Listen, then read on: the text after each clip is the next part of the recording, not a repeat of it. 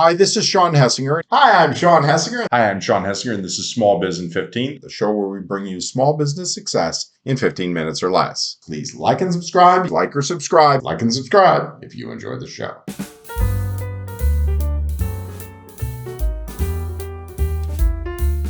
Hello and welcome to the year-end Small Biz in 15 show, where we'll look back at some of the highlights of the first 7 months of our program. In the very first episode, as the world was finally beginning to emerge from 2 years of shutdowns due to COVID-19, the show was dedicated to 2 surveys conducted by our sister site, bizsugar.com, that showed big changes in the way small business owners were reacting to the pandemic. I talked with Ivana Taylor of DIY Marketers, who conducted both surveys. What do you think is the most startling result that you saw in the post-pandemic survey as opposed to the prior, before the pandemic? The results in this survey, why I think they're so important for so many, is that it really tells you how small business owners, Main Street business owners, entrepreneurs, solopreneurs, freelancers, people like you, people like me, actually dealt with the pandemic. When we ask our respondents what their biggest challenge was, in 2019, it was sales. In 2020, it was marketing. And the exact same number of people said that, like 44% in 2019 said it was sales. And like that exact same number of people said it was marketing. What I think that means, a lot of the respondents we had, like I said, are Main Street business owners. Okay, so these are folks that are in your neighborhood, like Mr. Rogers used to say, right? They're restaurants, they're businesses that function on an in-person basis. Not all of them, but a decent amount, like 30-some%, right? That's a good amount of people. So those folks in 2019, of course, wanted sales, because who doesn't want sales? It's their biggest challenge. More customers is better. More customers is more money. So sales, yay, always a challenge, right? But in 2021, they said marketing was a challenge. What happened? Did they suddenly say, oh, we're going to advertise? If you're selling in person, if you're a restaurant and people come into your door and buy stuff like a retailer or a restaurant or something, that is a sales function. I want more customers coming in. But suddenly you don't have people coming in. In person is gone or significantly reduced. How do you create that transaction? You suddenly blip over into what we call marketing. I don't think sales went away. I think it just got reclassified.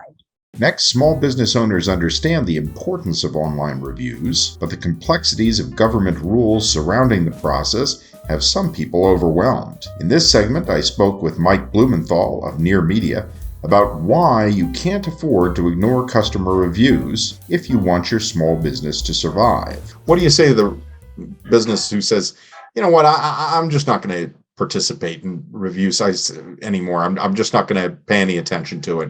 This is just overwhelming to think about. Well, I did some research several years ago, and I've continued it, where I looked at the source of new leads for local businesses. Somewhere between 75 to 90% of those, 95% of those new leads came from Google. And the bulk of those new leads never made it to the small business website. They stopped at Google, looked at the information that was on Google, and made a decision right there to either do business with you or not.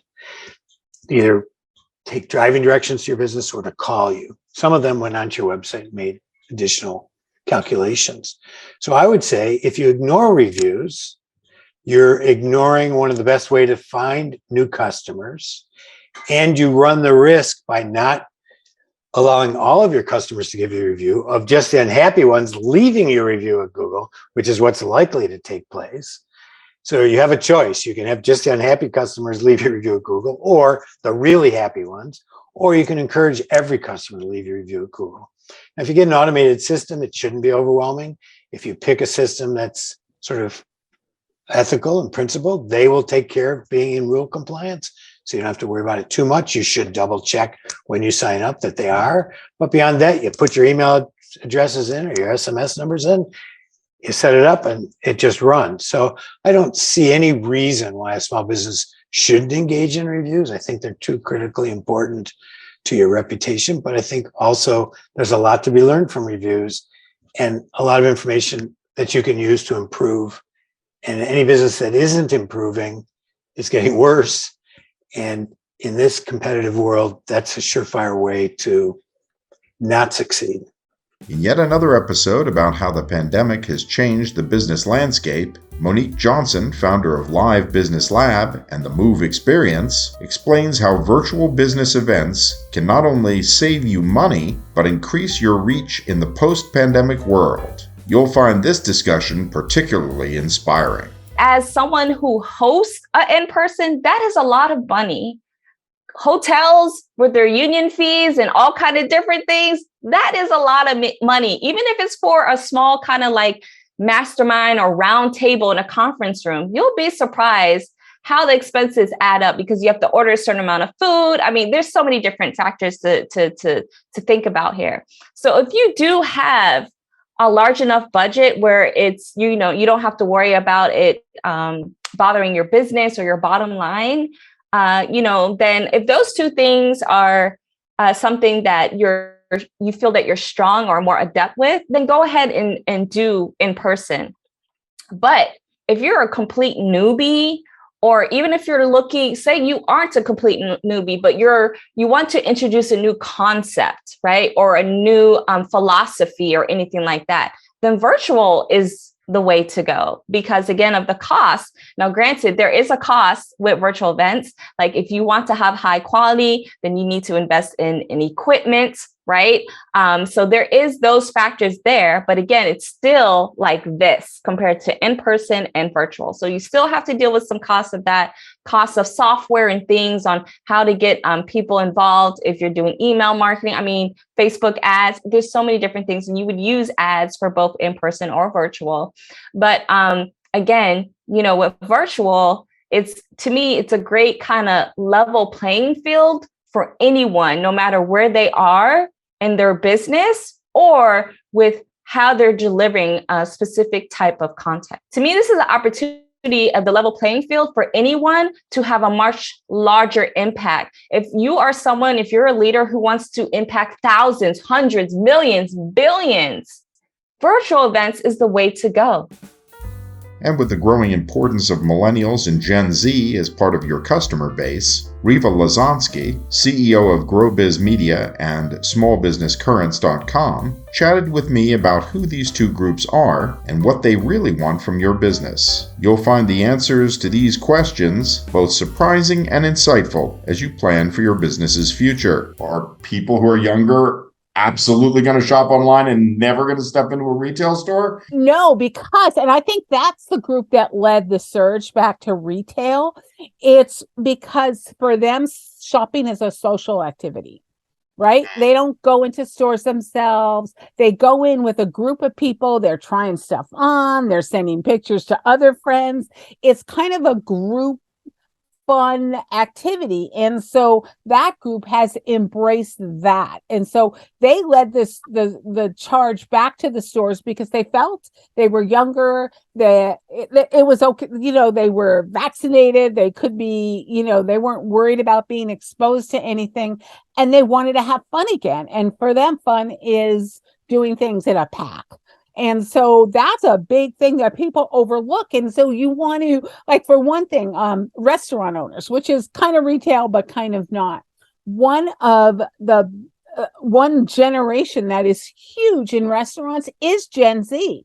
They love to go out to eat. And so many even teens, so many restaurant owners see some teens coming and are like, no, I don't want you in my restaurant. But they're there, they spend money. It's the biggest, I'm waiting for the new Taking Stock with Teens survey, but the one for this past spring, shows that they're spending a lot of their money on food. Food is, for overall teens, it's like the number one spend. And so again, you want to make them comfortable. You want to, make them not feel like they got to eat and run, because they're going to sit there and they're going to just keep ordering stuff because that's what they do. They like to hang out. So take advantage of it. Finally, if you're a prospective franchisor, you may be surprised by this next segment. Joel Labava, the franchise king, recommends not to go with the usual suspects, McDonald's, Burger King, Dunkin' Donuts, etc., when looking for that next opportunity. Listen to this conversation as he explained why. I guess my question is, why would you look for a new franchise idea? There are these, franchises do so historically well, like the McDonald's and Right. I don't know, Dunkin' Donuts and things. Yeah. Why would you look for a new one? First reason would be because there's no territory left in your area. There's no availability. There might be a Dunkin' Donuts that's half a mile down the road, then another one that's a mile and a half, and the area might be sold out. People like looking at young franchise concepts because it's a way for them to get in on the ground floor. Because looking at a brand name franchise like a Dunkin' Donuts or a Burger King or McDonald's, it doesn't mean that there's availability in your area. There may not be. There may be someone that owns the entire area, your county or your zip code. So the other reason is, there's nothing like having your first choice of territory. If you're looking at a young franchise concept and there's none around, you can usually have your say in what territory you'd like. And the franchisor will be a little more open that way. Matter of fact, you might even be able to get a little extra territory because you're a new franchise owner. The cool thing is that you could almost be a little bit entrepreneur-ish at the beginning, because there might be only 2 or 3 franchises across the country or in the area, and the owner is still kind of figuring stuff out. So you might say, you know what, these, this coffee ground or this coffee style isn't doing really good out here. How about if we try this one instead? The franchisor may be, very open to that. Where if you were doing that with Dunkin' Donuts, they'd say, no, this is how it is. This is the coffee you serve. Here's the 8 brands, 8 types, and that's what you do. And that's it for another episode of Small Biz in 15. Thanks again to our guests, and please like and subscribe if you enjoyed the show. And please leave a comment and let us know what topics you'd like to see covered in future programs. For more small business news and tips, join us at smallbiztrends.com.